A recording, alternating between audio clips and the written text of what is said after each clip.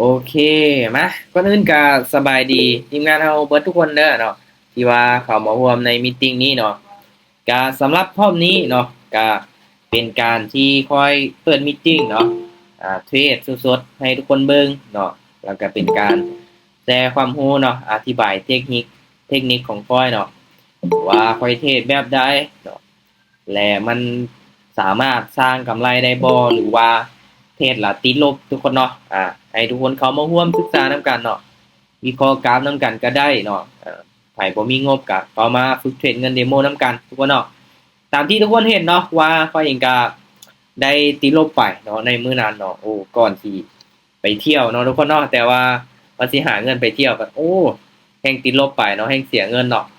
ก็บ่เป็นหยังเนาะว่าเรื่องระยะยาวเนาะในการลงทุนเพราะก็มีกำไรอยู่เนาะเขาก็อาจจะมีผิดพลาดแหน่เนาะ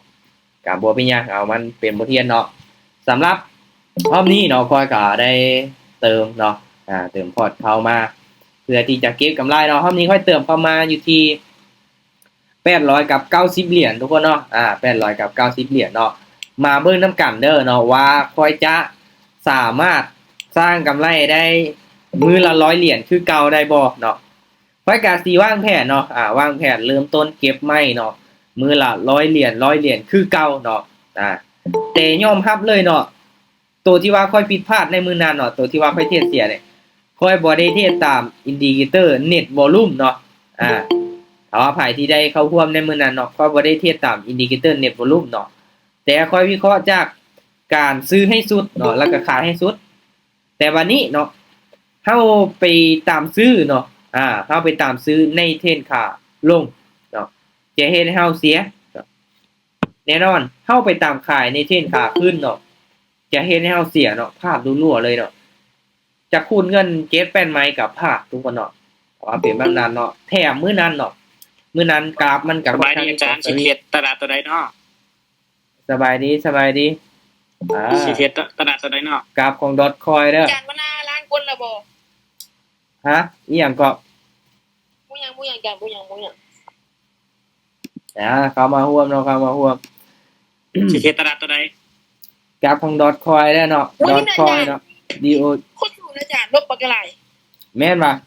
เป็นจังไดมื้อนี้เติมเข้าไป300มีกำไรบ่ DOGM เนี่ยบักอี DOGE นี่บ่แม่นตัวนี้เลยเนาะ DOGE นี่แหละเนาะ Dotcoin เนาะแจ็ค PMC แจ็ค P PKX2 ว่ะ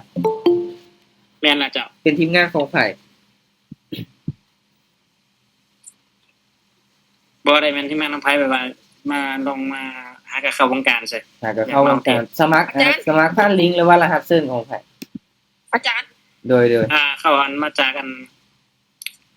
ผู้บริหารอ้ายเขาสิชมขอบกลุ่มนี่อ้าวแป๊บเบิ่งชื่ออ้ายเขาก็โอเคบ่เป็นหยังมามาเบิ่งค่อยเทศเนาะรอบนี้ก็เป็นการเทศสดๆเนาะปิดไมค์ในเด้อเนาะใครมีเสียงรบกวนปิดไมค์ในเด้อปิดไมค์ก่อนเนาะเดี๋ยวจะอธิบายให้ทีมงานเขาก่อนเนาะแน่นอนทุกคนเนาะเขาเองก็ได้เติมบอทเข้ามาใหม่แล้วเนาะก็890เหรียญเนาะในรอบนี้ค่อยก็สิมาเก็บเอามื้อละ100เหรียญคือเก่าเด้อมาเบิ่งว่าค่อยจะเฮ็ดได้บ่เนาะได้เสียก็เอาให้ทุกคนเบิ่งเลยเนาะและมื้อนี้ค่อยก็ยังบ่ทันได้เทศเนาะค่อยไปเที่ยวค่อยก็ไปเที่ยวเลยเนาะค่อยบ่ได้เทศเนาะแต่ว่าค่อยก็มีกำไรเนาะระยะยาวแต่ก็เฮ็ดธุรกรรมให้ทีมงานปกติเนาะมื้อนี้ก็ยังบ่ทันได้เทศเนาะค่อยจะเริ่มมาเทศรอบนี้ล่ะเนาะได้เท่าใดก็เอาเนาะรอบนี้เนาะได้เท่าใดก็เอา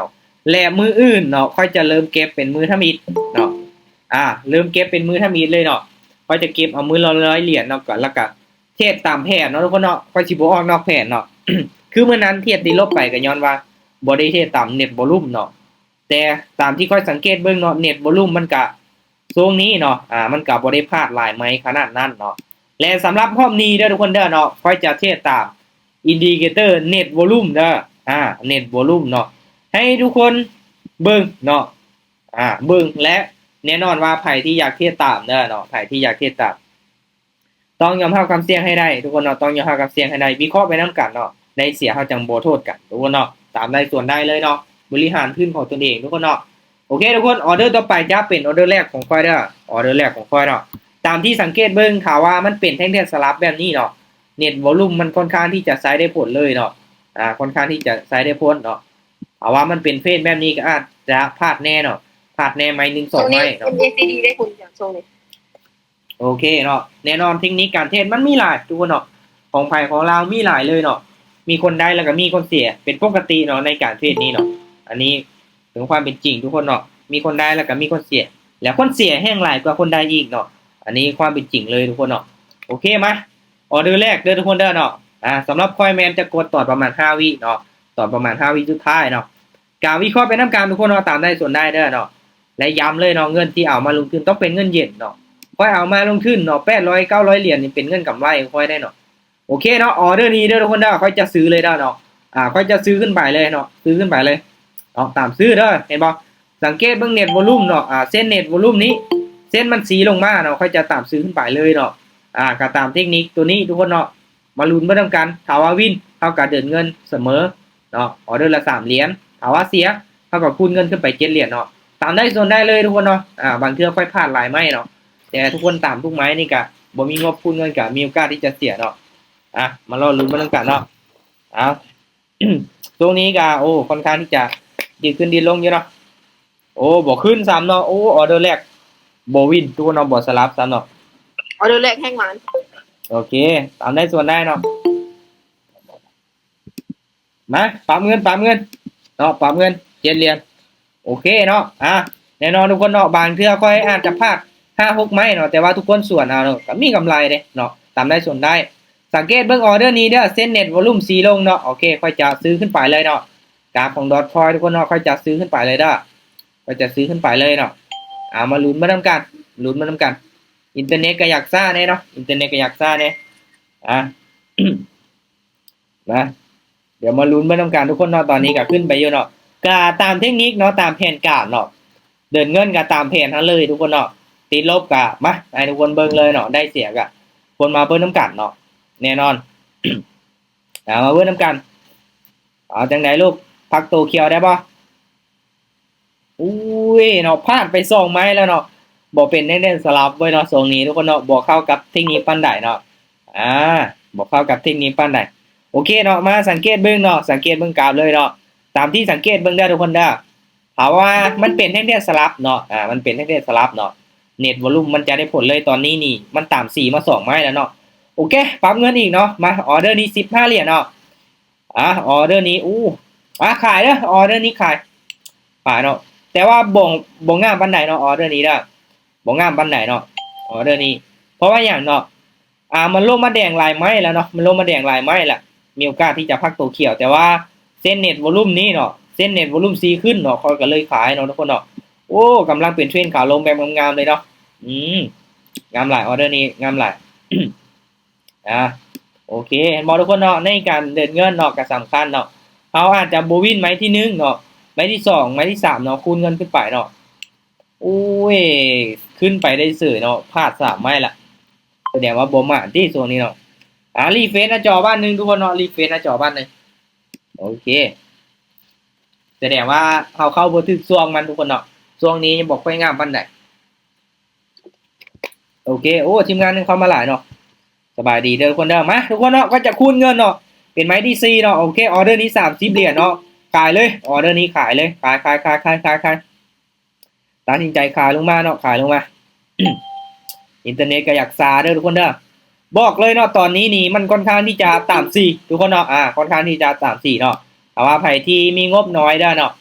และจะเดินตามค่อยทุกไม้โบแนะนำเนาะให้ส่วนดีกว่าเนาะเจอกราฟทรงนี้ให้ส่วนดีกว่าเนาะตามได้ส่วนได้เนาะตัดสินใจด้วยตนเองทุกคนเนาะ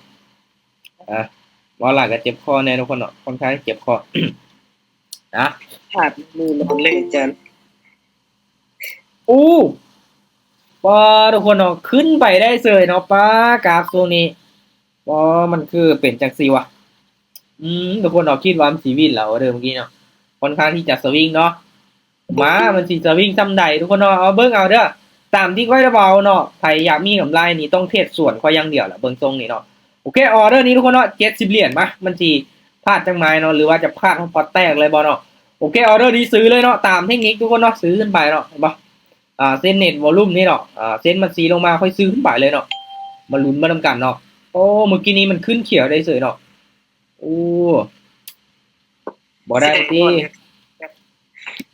ติดลบแล้วบ่วินจังหมายเลยนี่ทุกคนเนาะยังบ่ทันได้วินจังหมายเลยปลาตัวมันก็เกินไปติบ่โอ้ยสิให้ได้เติมอีกนี่บ่เอาได้เนาะถ้าก็เติมเข้ามายังบ่มีกำไรเลยนี่ให้วินจังไหม1 2ไหมก่อนติทุกคนเนาะเห็นว่าก็ได้โอเควินเออเห็นบ่ทุกคนเนาะโอ้ยอมเลยเนาะโอเคบ่เป็นหยังเนาะแน่นอนทุกคนเนาะกราฟสูงที่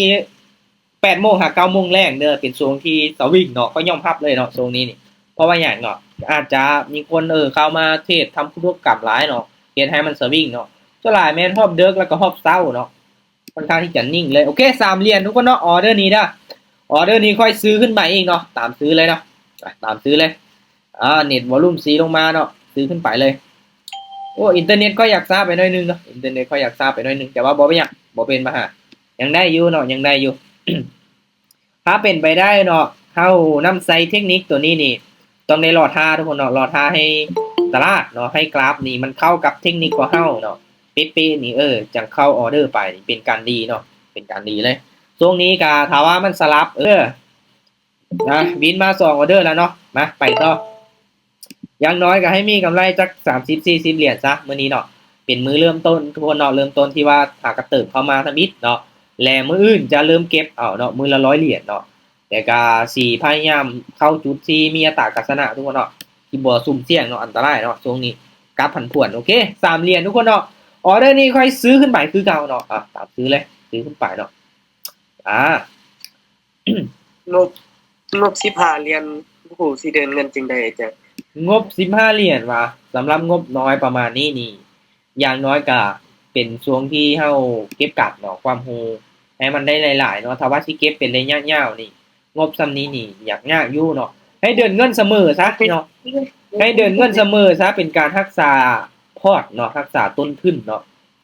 เก็บกำชั่วโมงบินเนาะเพิ่นว่าชั่วโมงบินอยู่ในกราฟให้ได้หลายที่สุดเนาะทุกคนเนาะโอเคเข้ากับเทคนิคทุกคนเนาะช่วงนี้เห็นบ่มันเป็นแท่งๆสลับเนาะเขียวแดงเนาะเข้ากับเทคนิคเน็ตวอลลุ่มบ่ค่อยเลยปิดไมค์เนี่ยเนาะไผเปิดไมค์นี่ปิดไมค์เนาะมีเสียงรบกวนเด้อถ้าว่าบ่ปิดนี่สามารถเชิญออกจากห้องได้ทุกคนเนาะโอเคมาไปต่อเด้อไปต่อ 3เหรียญเด้อออเดอร์นี้เนาะถ้าว่าเน็ตวอลลุ่มสีลงทุกคนเนาะเป็นแท่งๆสลับแบบนี้ค่อยจะซื้อเด้อค่อยจะซื้ออีกเนาะโอเคเห็นแล้วเนาะโอเคกดซื้อขึ้นไปแล้วเด้อทุกคนเด้อเนาะก็ซื้อขึ้นไปแล้วเด้อมาเบิ่งนำกันว่ามันจะสลับมาจังไหนทุกคนเนาะสำหรับทรงนี้เนาะส่วนหลายมันสลับเนาะมันสลับนี่ประมาณ3ไม้เนาะสูงสุดเนาะสูงสุดนี่3ไม้อีหลีได้เนาะส่วนหลายมันเคยเกิดมา3ไม้ล่ะมันอย่าสลับเลยทุกคนเนาะมันอย่าสลับเลยเนาะโอ้เป็นอีหลีทุกคนโอเคบ่เป็นหยังเนาะมันก็เป็นแนวโน้มขาลงทุกคนเนาะเป็นแนวโน้มขาลงโอเค พลาดไปเนาะออเดอร์นี้พลาดไปเนาะแห่งขายกลับมาหลายแน่เนาะโอเคมาปรับเงินเนาะปรับเงินกลับมาถึงเงินเสมอเนาะอย่างนี้แหละทุกคนเนาะในการเก็งกำไรเนาะสำหรับพ่อเองก็มีได้มีเสียแน่เนาะในการวิเคราะห์เนาะสิให้วินทุกไม้นี่ก็บ่เนาะเพราะว่าเฮานำใส่เทคนิคที่มันง่ายได้เนาะเฮาบ่ได้วิเคราะห์แบบออเดอร์เดียวเนาะโอเค7เหรียญเนาะออเดอร์นี้ทุกคนขายเนาะขายลงมาเนาะขายลงมาสำหรับพ่อเองเนาะก็เป็นการเก็งสดๆเนาะโอเคนั่นสายเน็ตวอลลุ่มนี่แหละเนาะถามว่ามีเทคนิคตัวอื่นมีหลายบ่ก็มีหลายทุกคนเนาะแต่ละกราฟมันก็เทคนิคแต่ละเทคนิคมันก็นำไซส์แตกต่างกันไปเนาะขอเพียงแต่เฮาเลือกมานำไซส์ให้มันถูกเนาะเทียบตาม4แท่งเทียนก็ได้เทียบส่วน4ของแท่งเทียนแบบเทียบตามเทนเนาะหรือว่าเทียบตามเส้นอินดิเคเตอร์ตัวนี้ทุกคนเนาะเส้นตัวนี้เนาะเส้นสีส้มนี่ตัดขึ้นเท่าตามซื้อมันก็วิ่งเนาะเห็นบ่มันมาเขียวอะไรไหมเนาะอุ้ยป้าออเดอร์นี้มันขึ้นไปได้ยังไงวะกลับลงมาเป๊ะเลยทุกคนเนาะกราฟแบบนี้แหละที่เฮ็ดให้ค่อยเสียในมื้อนั้นเนาะมันสวิง1วิเนาะ1วิเสีย1วิเสียเนาะโอ้คือก็ยอมเลยเนาะมันแบบเฮ็ดหยังบ่ได้เนาะเฮ็ดหยังบ่ได้แต่ว่าตัวเองก็บ่ได้หยุดเนาะเทรดไปต่อจนก็พอแตกก็คูณขึ้นไปก็บ่วิ่งเนาะโอเคไปต่อเนาะทุกคนเนาะถ้าเป็นไปได้ก็มีสต็อปลอสทุกคนเนาะได้เสียเท่าไหร่โอเคออเดอร์นี้ทุกคนเนาะซื้อเด้อออเดอร์นี้ซื้อเด้อซื้อ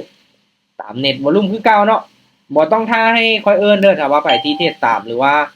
เทรดสวนทุกคนเนาะบ่ต้องท่าให้ค่อยเอิ้นเนาะเพราะว่าทุกคนฮู้อยู่แล้วว่า ค่อยจะกดแบบใหญ่เนาะสังเกตมึงเส้นเน็ตวอลลุ่มนี้เนาะเอาว่าเส้นมันสีลงค่อยซื้อเลยเนาะเพราะบ่ได้วิเคราะห์จากตัวอื่นเนาะเอาว่าเส้นมันสีขึ้นไปค่อยก็ขายลงมาเนาะมันเป็นเทคนิคง่ายๆทุกคนเนาะง่ายๆเลยแหละแต่ว่ามื้อนั้นที่ว่าเทศเสียไปก็ย้อนว่าบ่ได้นำใสมันเนาะโอ้งามหลายออเดอร์นี้โอ้ยเนาะสวิงล่ะเนาะทุกคนเนาะสวิงล่ะเนาะต้องสองไม้แบบติดๆเลยเนาะดีดแบบนี้เนาะ2 วิตลอดเนาะ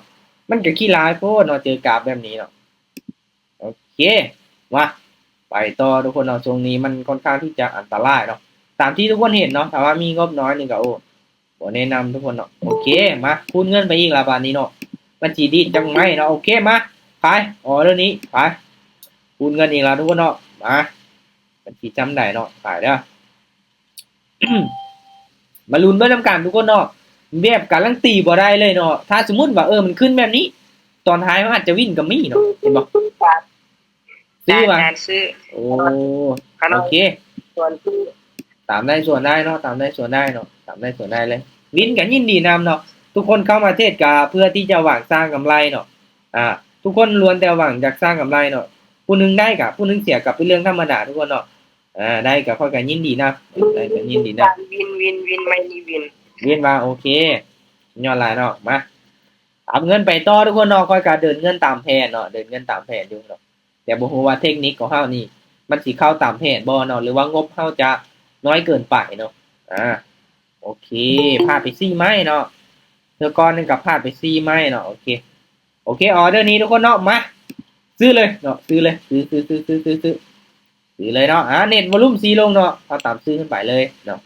กาคูณเงินเป็น70เหรียญละออเดอร์นี้เนาะ70เหรียญละเนาะเป็นไม้ที่5ละทุกคนเนาะเป็นไม้ที่5แล้วเนาะเห็นบ่เนาะประมาณนี้เลยเนาะในการเดินเงินในการคูณเงินเนาะ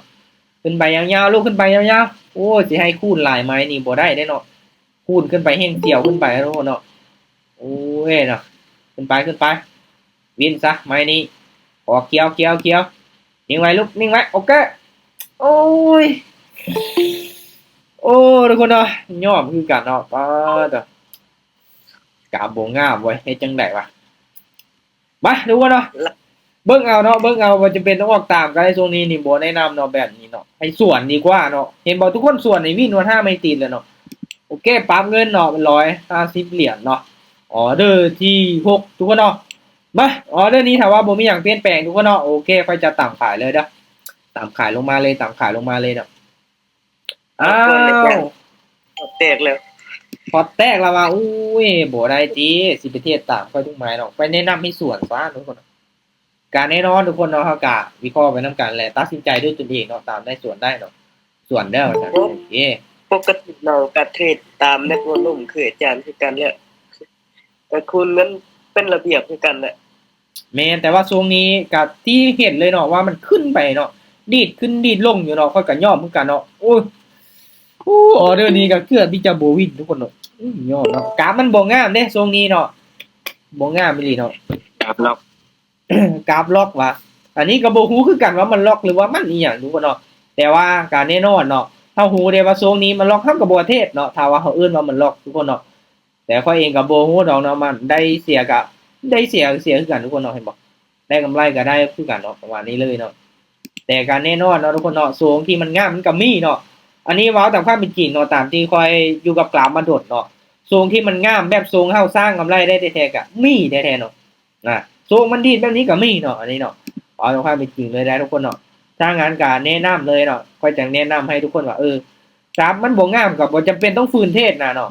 มันดี1วิ2วิเนาะหรือว่าเขาเอิ้นว่ามันล็อกอีหยังก็บ่ต้องเทศเนาะกราฟช่วงนี้ทุกคนเนาะถ้าว่าทุกคนเฮ็ดว่าเห็นว่าช่วงนี้ทุกคนเนาะมาเฮายอมรับความเสี่ยงได้นะเนาะได้เสียก็ย่ามันนะเนาะกล้าได้กล้าเสียก็ใส่เลยทุกคนเนาะอันนี้ก็ขึ้นอยู่กับสิทธิ์ของเจ้าตัวเนาะตัวนี้ก็ ตามที่เฮาเห็นเลยเนาะมาทุกคนเนาะก็จะไปต่ออีกเนาะไปต่ออีกจังน้อยเนาะไปต่ออีกจังน้อยเนาะโอเคไปต่ออีกเนาะเวลาก็ยังอยู่ทุกคนเนาะโอเคเบิ่งเอาเนาะถ้าว่าย่านเสียย่านหยังทุกคนก็บ่จะเป็นต้องเทศตามคนก็ได้เนาะโอเคออเดอร์นี้ขายเด้อเนาะค่ะแต่ว่าบ่อย่างงามปานใดเป็นเทศน้อยเนาะโอเคมาลุ้นเบิ่งนำกันทุกคนเนาะค่อยก็อาศัยในการคูณเงินเอาแหละเนาะเพราะว่ากราฟช่วงนี้มันผันผวนแน่เนาะ คริปโตก็ถ้าว่าไผที่ได้ติดตามทุกคนเนาะมันค่อนข้างที่จะราคาแบบขึ้นๆลงๆอยู่เนาะBitcoin ก็อยู่ที่ 82,000 เนาะ Bitcoin ก็ร่วงลงมาเนาะจากแสนทุกคนเนาะช่วงนี้นี่ถ้าว่าใครที่ได้ติดตามข่าวเนาะซื้อ Bitcoin เนาะซื้อสปอตเก็บไว้จะฮู้เลยเนาะเพราะเองก็ซื้อเนาะก็ซื้อช่วงที่ราคามันบ่ได้สูงขนาดนี้ทุกคนเนาะว่าช่วง จากวินไม่วินอ๋อโอเคช่วงที่ มันสูงค่อยก็ซื้อเนาะเพราะเอนี่ DCA ซื้อเอาตัวเนาะหรือว่าทยอยซื้อเอาเนาะทยอยซื้อเอาเนาะโอเคเสียไปเนาะสำหรับคอยเนาะคุณเงินเนาะ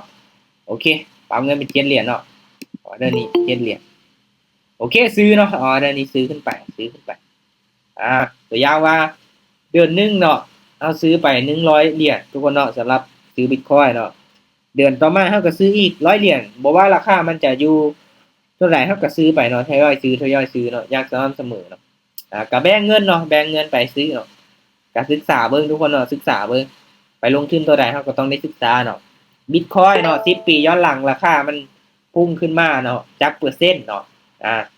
แต่ว่าเฮาไปซื้อค้ำซื้อหยังก็ลองเบิ่งเนาะอีก4 ปี5 ปีเนาะมันขึ้นไปจักเปอร์เซ็นต์เนาะเห็นบ่นี่แหละคือการลงทุนทุกคนเนาะเฮาต้องเบิ่งเป็นระยะยาวเนาะโอเคมาปั๊มเงินไป3 เหรียญคือเก่าเนาะปั๊มเงินไป3 เหรียญคือเก่าออเดอร์นี้ซื้อเนาะออเดอร์นี้ซื้อนะแต่ว่าใครที่อยากศึกษาเนาะเกี่ยวกับ Bitcoin ทุกคนเนาะหรือว่าเกี่ยวกับคริปโตตัวอื่นนี่ก็ใน YouTube ก็หลายนะ YouTube นี่หลายๆช่องเนาะคนไทยค่อยก็เบิ่งเนาะติดตาม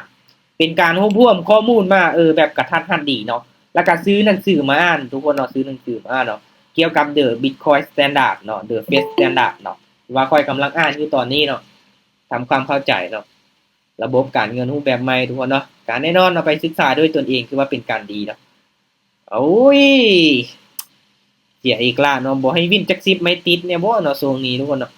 ยังจับจุดยากอยู่นะยังจับจุดยากจะหลายแม่นได้เสียอัตราการชนะกามาเบิ่งทุกคนเนาะว่าเท่าใดโอ้อัตราการชนะ 31% เท่านั้นทุกคนเนาะกำไร35 เหรียญเนาะโอเคมาตามเงินไปต่อ เอาจักประมาณ40 เหรียญซะเนาะโอเคออเดอร์นี้ขายตึ้งลงมากำดอทคอยทุกคนเนาะดอทคอยเกาขายลงมาเนาะเอาว่าโซมันไซด์เวย์ทุกคนเนาะโซมันเป็นสลับแบบนี้นี่มันก็ได้พ้นนอนเน็ตวอลุ่มได้แต่ว่าโซงนี้นี่ก็อยากยากอยู่เนาะเห็นบ่มันต่ำ4เนาะประเทศต่ำ4มันก็โอเคอยู่เนาะ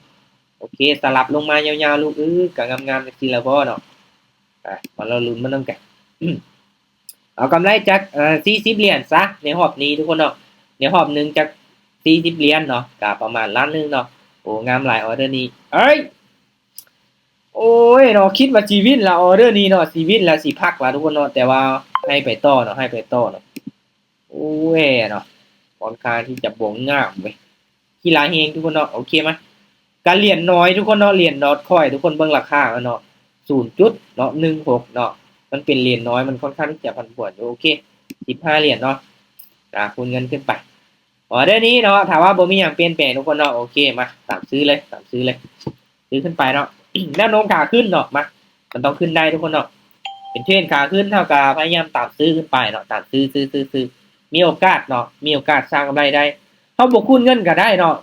แต่ว่าเฮาคูณเงินนี่ก็แน่นอนเนาะถ้าว่าเสียพอร์ตมันจะแตกไวทุกคนเนาะเฮาเดินเงินเสมอก็เป็นการเก็บกำเนาะออเดอร์นี้มั่นใจเฮาออกไปออเดอร์นี้บ่มั่นใจเฮาก็ผ่านบ่มีไผบังคับว่าต้องกดออกทุกๆหมายทุกคนเนาะโอเคงามหลายออเดอร์นี้อย่าดิเด้นิ่งไว้ได้อยู่ทุกคนเนาะสวงได้ท้ายนี่อาจจะมีวินแน่พลาดแน่พลาดด้ามไม้1 2ไม้นี่บ่เป็นปัญหาเนาะขอเพียงแต่อย่าพลาดฮอด7 8ไม้เนาะงบเฮาบ่ถึงเนาะคูณกันขึ้นไปบ่ฮอดตัวเนาะเฮ็ดให้พอแตกไปเนาะที่จริงคือเมื่อนั้นเนาะค่อยถอนออกไปหลายเด้เฮ็ดให้ค่อยบ่มีงบเนาะในการคูณไปต่อกับเบิดทุกคนเนาะเงินหมดเนาะก็เลยได้ตึงเข้ามาใหม่เนาะโอเคทุกคนเนาะสำหรับรอบนี้ก็ตามที่ทุกคนเห็นเลยเนาะเวลาก็พอดีเลยเนาะมาเบิ่งเนาะว่าค่อยได้กำไรเท่าใดในรอบนี้โอเคทุกคนเนาะ42 เหรียญเด้อเนาะ42เนาะประมาณนี้เลยเนาะสำหรับอัตราวินเรทก็บ่ค่อยสูงทุกคนเนาะพลาดแล้วก็วินเนาะแล้วก็พลาดเนาะอาศัยในการคูณเงินเอางบน้อยเด้องบน้อยนี่ต้องใจเย็นนะเนาะงบน้อยต้องใจเย็นเนาะบ่ฟาวเข้าออเดอร์เนาะ ต้องรอจังหวะงามๆเนาะไม้นี้เฮามั่นใจกดออกไปเนาะรอท่าอีกเนาะไม้นี้เฮามั่นใจกดออกไปทุกคนเนาะบ่ฟ้าวบ่ฟังเนาะกราฟมัน24ชั่วโมงทุกคนเนาะเจอกราฟมันสวิงช่วงนี้บ่เป็นตาเทศก็ห้ามเทศทุกคนเนาะบ่มีไผว่าบังคับว่าต้องออกเนาะบ่ทุกคนเนาะเราต้องใจเย็นรอท่าให้มันเป็นเนาะถ้าว่าควบคุมอารมณ์ของตัวเองบ่ได้ทุกคนเนาะก็ควบคุมเงินในกระเป๋าตัวเองบ่ได้คือกันเด้ออันนี้เนาะ สำหรับมื้อนี้ทุกคนเนาะข้อยเองก็ประมาณนี้เลยเนาะก็สิมาวางแผนเก็บเอาเนาะก็มีได้มีเสียตามที่ทุกคนเห็นเนาะสำหรับความรู้เนาะในการเทรดบอลหรือว่าความรู้ต่างๆก็ให้ทุกคนติดตามเนาะทางช่อง YouTube เนาะทุกคนเนาะทางช่อง TikTok ที่ว่าค่อยได้แชร์ลงไปเนาะก็ขอบใจทุกคนเนาะที่ว่าเข้ามาร่วมเทรดเนาะหรือว่าร่วมมีข้อการนำกันหรือว่าเข้ามาศึกษาทุกคนเนาะก็ตั้งใจเด้อทุกคนเนาะตั้งใจบ่ว่าเฮ็ดหยังก็ต้องได้ใส่ระยะเวลาเนาะ ข้อยเองก็เทศมาโดนเนาะเก็บกรรมประสบการณ์มาโดนเนาะกว่าจะมาฮอดทุกมื้อนี้ก็บ่แม่นเรื่องง่ายทุกคนเนาะต้องล้มลุกคลุกคลานเนาะเฮ็ดหยังมันก็ยากเนาะช่วงเริ่มต้นนี่ยอมรับว่ายากเนาะยากเลยแหละเนาะเราบ่ฮู้เลยเนาะฉะนั้นเราก็ต้องได้ศึกษาให้มันหลายๆทุกคนเนาะโอเคเขาถามเพจประมาณจับติดเทศประมาณจักปีวะโอ้ข้อยนี่ประมาณเกือบเข้า4ปีปลายแล้วได้เนาะศึกษามาตั้งแต่ตอนตัวเองเนาะอยู่ม.7ทุกคนเนาะตอนนี้ก็ค่อยเรียนฮอดปี3แล้วเนาะก็ยังบ่จบเทื่อเนาะปี3แล้วก็ตั้งแต่พู้นแหละเนาะศึกษามาช่วงแรกนี่โอ้ยบอกเลยเนาะก็บ้านนอกแน่ทุกคนเนาะก็อยู่บ้านนอกมันก็ข้อมูลข่าวสารก็ยังบ่ทั่วถึงทุกคนเนาะก็ขึ้นมาอยู่เวียงเนาะก็ขึ้นมาอยู่เวียงนี่ก็ประมาณเกือบ2ปีเนาะ2ปีปลายเข้า3ปีได้ศึกษาแบบเต็มที่เนาะก็พอมีความรู้มีประสบการณ์นิดนึงแต่ว่าต้องได้บังคับตนเองเนาะเรื่องระเบียบวินัยทุกคนเนาะเรื่องระเบียบวินัยเรื่องการควบคุมอารมณ์ของตัวเองแน่เนาะอย่างหลายๆอย่างทุกคนเนาะก็หา